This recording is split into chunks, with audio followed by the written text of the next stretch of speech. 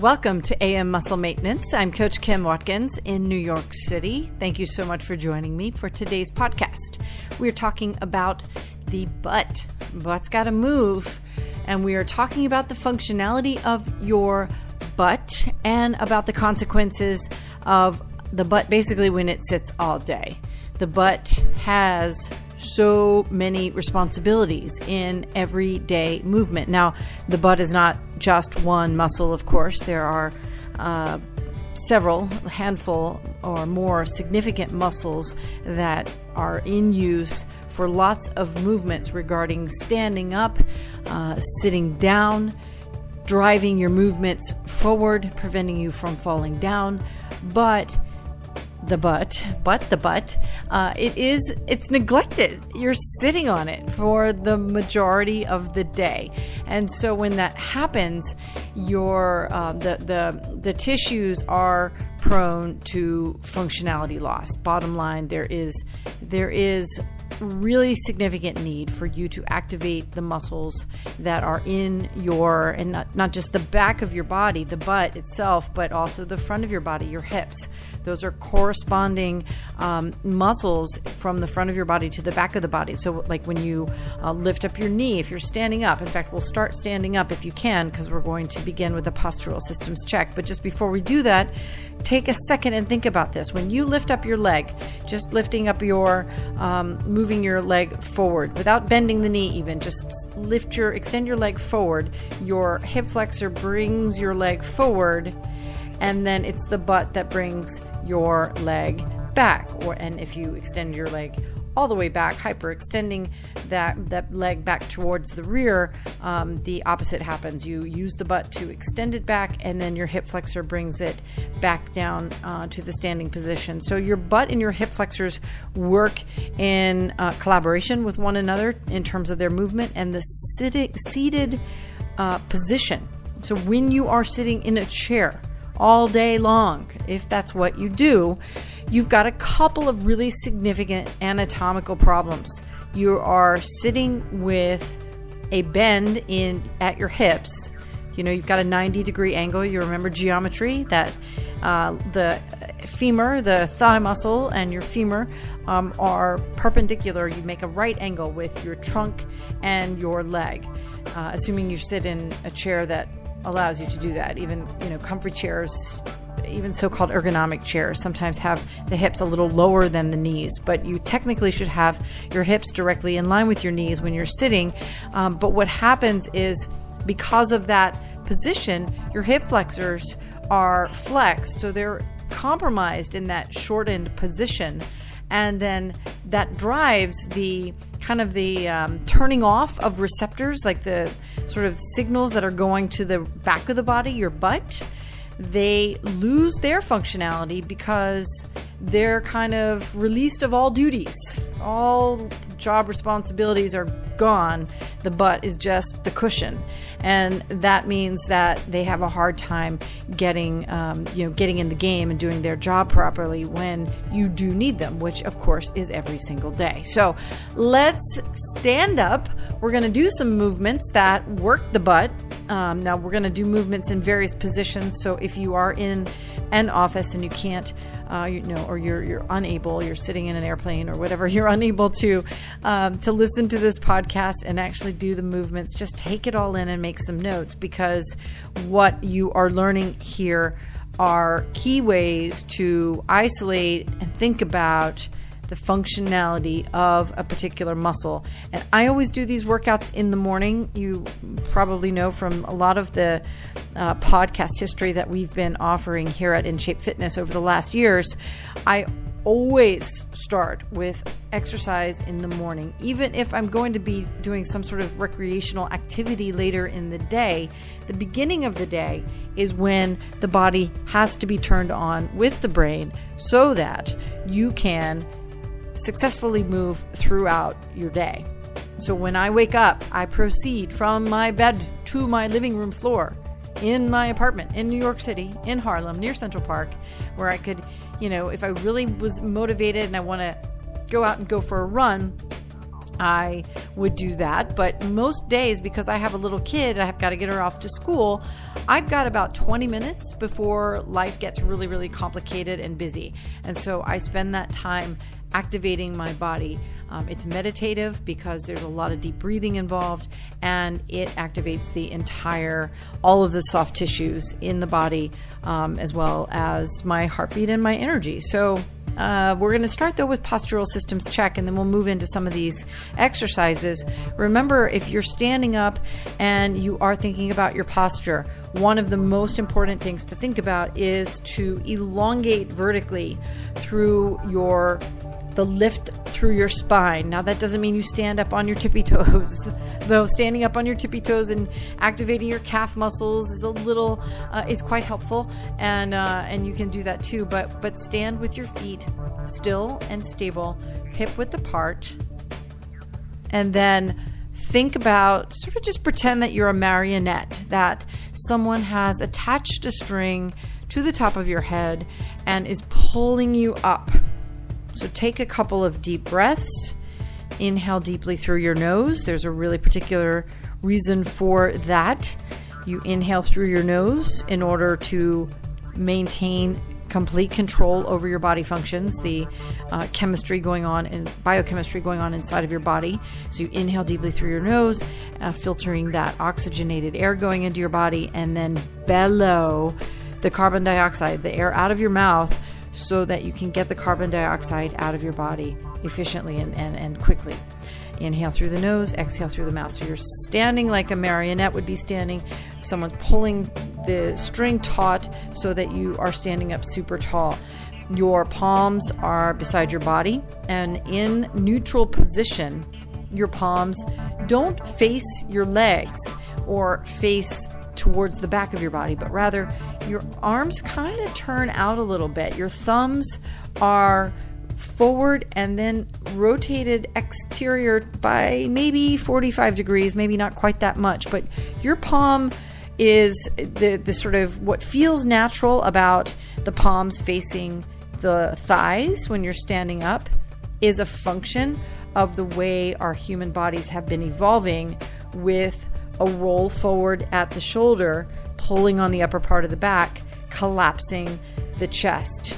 We needed, when we were more mechanical beings, when we had labor in our lives, manual movement, manual sort of activities and movements more in our human lives, we had a real need. The scapula is a significant reason for the scapula's existence across our chest, and that wide shoulder presence is so that we could utilize the upper part of our body for lots of different activities that we might have been involved in at one time or another. Let your mind wander and dally around in sort of the age of medieval knights, and lots of manual labor in terms of agriculture and child rearing, etc. Whatever it is, but because we don't do that anymore, we have this condition where we round our shoulders in, collapsing the chest, and that pulls on the back. But when you think about your hands, the result at the end of your arms is this inward turn of your lower arm and your wrist and your hands and fingers, such that your palms face your leg. So turn your hands out a little bit, roll your shoulders back a little bit, and that helps get your ears and shoulders lined up vertically, and that also prevents some of that stress in the neck and the upper part of your back that a lot of people hold on to. You really want to make sure, if you're anatomically in the right position and you're feeding your body the right foods and staying hydrated and you're resting well, the movement part is gravy. It's the ability to enjoy different parts of your life without any additional pain. And I am turning 50 this year, actually. I feel as though a lot of people, once they hit their 40s, I know this to be true, and of course studies have shown this, that there is a shockingly high percentage of adults in the United States of America that wake up every single day with back pain. And we have back pain because we sit all day. We have back pain because we carry too much extra weight. We have back pain because we don't have strong, strong core muscles, a strong trunk in the front. And we have back pain because we have poor biomechanics, because we don't move the right way as a result of some of the, the things that are forced upon us, which I get and we have to deal with. When you do have to work, sometimes more than one job, you got to do the work that's required. And if that work is sitting at a computer, you've got to do that work with the computer. Now, of course, you could get a standing desk or whatever, but my point is that you've got to thread the movements into your regular life in a way that helps you age well, age appropriately. And never do we talk here about shredded abs and super sculpted shoulders and the tiny black dress. I mean, those are nice things to think about if you are motivated to make the changes that need to be made to get there and to stay healthy while you're getting there as well. But I want you to be able to enjoy your life. And enjoying your life does sometimes mean going on hikes, going shopping, doing some gardening. Maybe you don't like that, but maybe you just want to be able to sit down on the floor and play a board game with your kids or your grandkids. Those are things that are really hard if you have a lot of pain.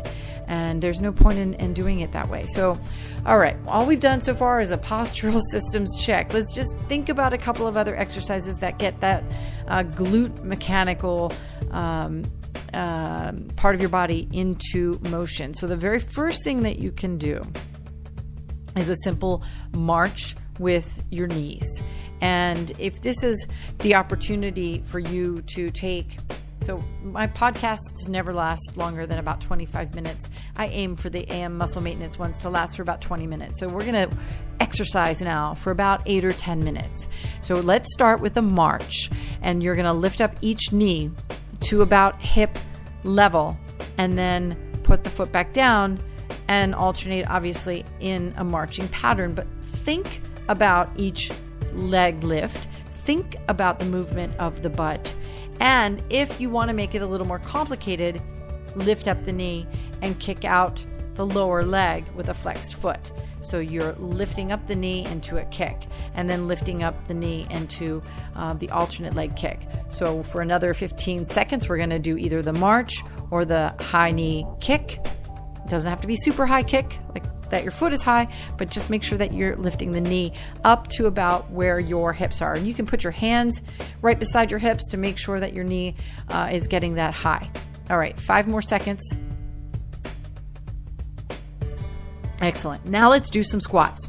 Standard stuff here. Again, I also don't believe in, contorting the body in really funky ways. And also, I don't really bring equipment into these workouts. In fact, I can't think of a time in the last 4 years when I've added equipment other than one small resistance band that we sometimes use at InShape Fitness to activate the lateral muscles in the body. And I can talk about that with you later. But if you want to take a standard squat position to start, your feet are facing forward, your toes and heels line up vertically. Or horizontally rather, and then you sit down and back into an imaginary chair. And if you are relatively weak, like if you're at a level 1 or 2 along a scale of 1 to 5, which is generally what we use, you want to maybe sit into a real chair instead of sitting into an imaginary chair. Because when you do sit down into the chair, you want to make sure that your knees don't go past the tips of your toes. When your knees go too far forward, you are putting undue stress on the knee, the soft tissues that protect the knee, and you are rendering that opposite movement, the standing back up part, to be a little more complicated in terms of the muscle use in the butt, right? Because as you stand up, a lot of people think that your quads are doing all of this work, but if you think about your butt muscles, you even I'd go so far as to say, I would say, think about someone like putting their hands, or you can even do it yourself. Put your hands up underneath your butt and use your butt to lift your body back up. Squeeze your tushy muscles. Just finding your butt muscles with your brain is a helpful thing to do. We didn't talk about this in the postural systems check, but if you are standing and you're waiting for, I don't know, an elevator, or standing, on the subway platform in New York City, or maybe online at the grocery store, think about your butt. Squeeze your butt muscles and then release them. Squeeze your butt muscles and release them. Clench your butt muscles, not like, no one's going to notice you're doing it unless you have really, really tight pants on, but it's wintertime, so people probably won't see because you have a coat on. But it's kind of an interesting thing, right? Because that squeeze is isometric. You're not moving anything if you're squeezing your tushy muscles, but you are pushing oxygenated blood out to them. Isometric contractions are still contractions, and that means that they need that additional fluid supply in order to maintain the internal contracting and expansion that takes place at the really microscopic level. So anyway, so you're standing and you're squatting, and you're standing and you're squatting, and let's do just a couple more of those. So march kicking, and squatting are 3 exercises on your feet that you can do where you are using the butt muscles, applying what you know about the need to activate the butt muscles with the postural systems check as well, and the squeezing of the tushy in random places. It's like Kegels. I talk with my clients in New York City all the time about doing Kegels whenever they possibly can. You can do them right now. I am doing them right now.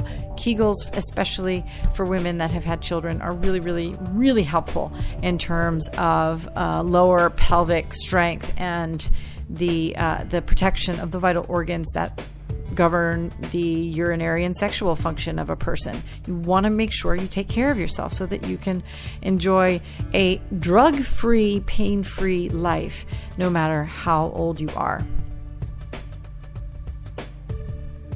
All right, let's plop down to the floor now.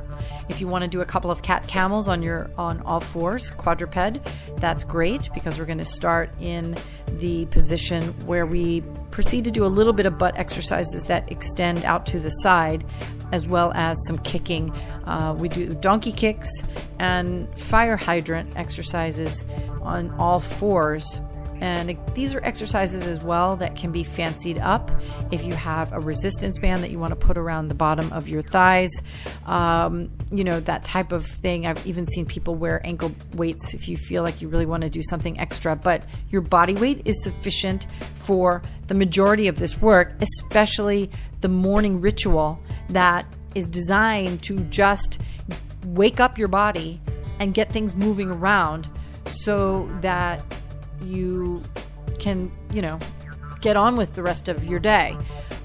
So in all fours, where your hands are directly underneath your shoulders and your knees and your hips line up as well, you keep your back straight. You have done your cat camels, hopefully, and you keep your back straight and flat. Make sure you're breathing in through your nose and out through your mouth. And then the bird dog exercise, the fire hydrant exercise. I confused the two for a second. The fire hydrant exercise is like a dog peeing on a fire hydrant. So the right leg doesn't move to the center of the body, but rather stabilizes, where the left leg lifts up to the side. So the right leg doesn't move. The left leg, try not to lean too much, but you just lift up the left knee and the left foot at the same time. Keep that same right angle at your knee joint. You lift up the leg without lifting your hip, and then lower the leg back down. So hips stay parallel to the floor.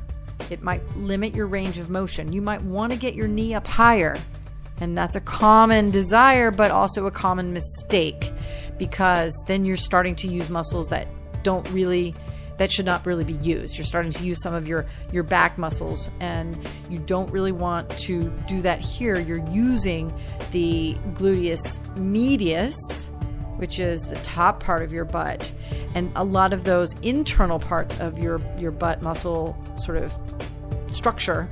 They're really small muscles, and they are the muscles that are deep underneath of the gluteus maximus, but they're the muscles that do a lot of the stability work. So those muscles are all hanging in there as you lift up the leg and then lower the leg back down. Again, if you want to make this a little more challenging, you can do what we did with the march, which is to kick out the lower leg and the foot.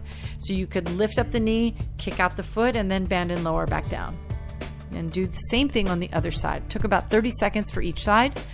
And remember, now your left leg is stable. Again, you don't want to move the left knee towards the center for the stability, but rather squeeze the tummy muscles and then keep your hips flat in order to maintain the flexibility, or the functionality rather, of the movement, where you're lifting up the right leg and lowering the right leg down using the butt muscles that I just talked about, some of the internal muscles and the gluteus medius, which is the top part of the butt as we know it. All right, you're doing great. We've got a couple more to go here. What I want to do next is a donkey kick. Now, donkey kicks are great because they really can help you isolate the entire glute, like mechanical parts that make up the glute sort of group of muscles. Before we do the donkey kicks, let's get your heart rate up a little bit. And the way that we're going to do that, you're on your hands and you're on your knees. Now, I want you to lift up off of your knees into a push-up starting position. And if you have really weak wrists, you can actually lower your body down to your elbows for this.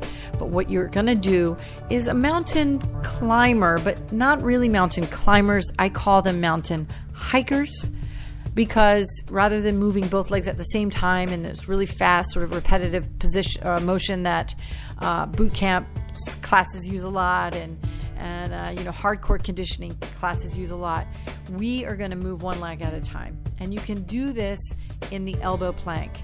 You have to lift your butt up a little bit higher, but you can do a similar move without compromising your wrist if you do have weak wrists.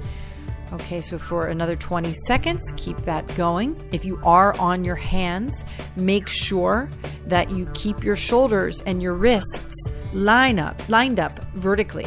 You don't want to move your shoulders back. If you feel like they're starting to drift backwards, what that means is that your tummy muscles are not able to support and stabilize your body during this movement.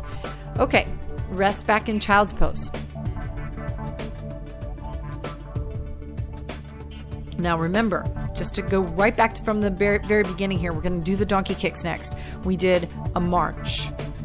Then we did what did we do after the march? We did the squat. And then we got down on the floor, did a couple of cat camels, and then we did the the fire hydrant exercise. I don't know why I always get those two names mixed up. The fire hydrant, now we're going to do, and we mountain hikers, and now finally facing the floor, we're going to do the donkey kick. So with the donkey kicks, your right leg is stable again. You're just going to move the left leg. You're going to bring the left knee in really, really close to your chest, and then kick the leg out and up, bend the knee a little bit, and then keep that motion going. But again, try not to drive your left hip up as the left leg passes through. You want to try to keep the hips parallel to the floor. And that, again, will limit the range, but the motion will then be protected in terms of the right muscles being used. So your butt is in motion as you bring the knee forward, and then your hip flexor is elongated completely as you lift your leg all the way back out and up. And now we're going to switch legs. Just holding the leg in that highest position Lifting up is another way to make it more complicated. So if you do, say, 15 of these, which is roughly what you'll do in the 20 seconds that we've allotted for this exercise, that means that you can pause at the end, add an additional 10 seconds with maybe just a tiny little pulse at the top where you really squeeze the tushy at the very tippy top. So on the other side, the left leg is stable, the right leg is moving. You bring the right knee in towards your chest and then kick that right leg out and back and up, squeezing the right tush, but not lifting the right hip. Excellent. Okay, last exercise I'm going to leave you with this is I always spend about a minute in hip bridge. And the reason that I spend a minute in hip bridge is partially because I'm running around all day and I need my hips and my butt to be super, super functional all day long. I don't sit all day. I am sitting right now doing this podcast, but for the most part, I will be standing for the majority of my day, running around with different clients, standing while people are doing their exercise workouts, and then, chasing my child around after school. So I won't be sitting very often, but I do want to make sure every day that the hips get fully elongated and that the butt is fully engaged. So if you get into hip bridge as we finish up, think about the strength of the butt when you have your body lifted in the position so that your hips are fully elongated, which is anatomically what is supposed to be, right? Your anatomical position as a human being, as a bipedal, biological, living being, is standing on 2 feet, is moving around and standing on 2 feet. Once we are old enough to walk, that is what our anatomical natural position is. So to be in the seated position for the majority of the day is the single greatest roadblock to maintaining your health from an exercise and a physical and a pain-free way especially over the years when you start to get a little bit older and things start to degenerate. It's where it gets a little more complicated and tricky. It takes longer to repair damages that are caused by whatever. So your ability to elongate the hips while you're in that lying down position and lift your hips up into the air with your feet flat on the floor and maybe even lift up your heels to accentuate your butt a little bit more are excellent ways to keep that butt in shape. Your butt's got to move, so take good care of it. I'm Coach Kim from InShape Fitness. Let me know if you have any questions, and I will see you again soon.